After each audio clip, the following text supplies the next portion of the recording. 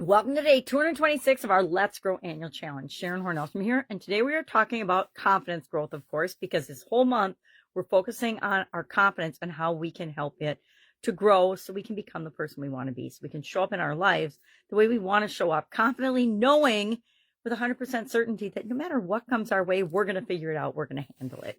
So in Guide 2 today, we've got Penelope's story of being a yes or a no person. Now, usually we're a combination of both yes and no, depending on what's going on in our life, how we feel about it, how we feel about ourselves, and what we can do about that along the way. Being a yes or no person, I guess I've spent years being one or the other, and sometimes both. There's kind of a balance between the two. Being a no person makes us feel safe, keeps us in our comfort zone, but it also means that we might be missing out on opportunities because we say no to pretty much everything, anything that comes our way. And we don't even see opportunities when we're in the I'm shutting down, staying in my comfort zone type of mode. Being a yes person means we say yes to opportunities. We say yes to things that come our way, even if we're a little afraid to do them. I know early on in my career, I said yes to some jobs and some roles, and nowadays I say yes to some customers and clients that I know are a stretch for me in order to be able to serve them to the best of my ability and to get their needs met. But by doing that, I grow into the person I need to be in order to serve other people well. So today our action item is going to be pretty simple. When we say yes to everything, we can burn out and be overwhelmed. Been there, done that. As well as when we say no to everything, we can miss out on possibilities and opportunities because we won't even see them because we're just in our own little bubble, in our own little world.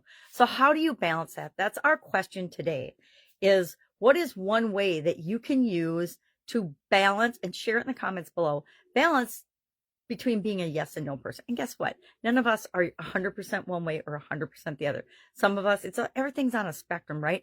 Some people are more yes people. Some people are more no people. Some people meet in the middle. And guess what? We have the ability to change whenever we decide, whenever we choose, whether we're going to be more open or more closed, more fixed or more flexible. We get to choose all of those things for ourselves and for our lives. So today, all we're going to do is think about and share one way that we can be more balanced in our yes and no. And I'll tell you my secret, my way of making sure that I'm balancing the yes and the no and sticking with my priorities is to know my core values, know what's most important to me, have goals and objectives set. And it's pretty easy to make decisions whether I'm going to do something or not based on, is it in alignment with my goals and what I'm trying to achieve in my life? Or is it not? If it's not, the answer is no. If it is, if it's a place where I can grow into and move toward one of my goals, then it's almost always a yes. That's my way, my way to balance and strategize about whether I say yes to things or no to things, because we're not really a yes or no person. It's how do we make decisions? How do we decide? And are we more involved and proactive? Or are we more reactive? Being a no person makes you very reactive. Being a more of a yes person means you're open and flexible and looking for opportunities and ways to grow. So see Penelope's story in Guide 2.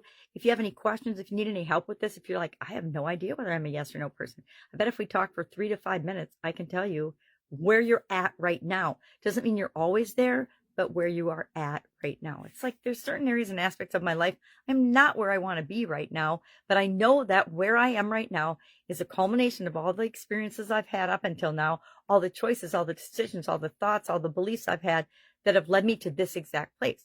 If I want to be in a different place, guess what? I have to focus on where I want to go, not on where I am, or I just stay there running in circles like a hamster wheel.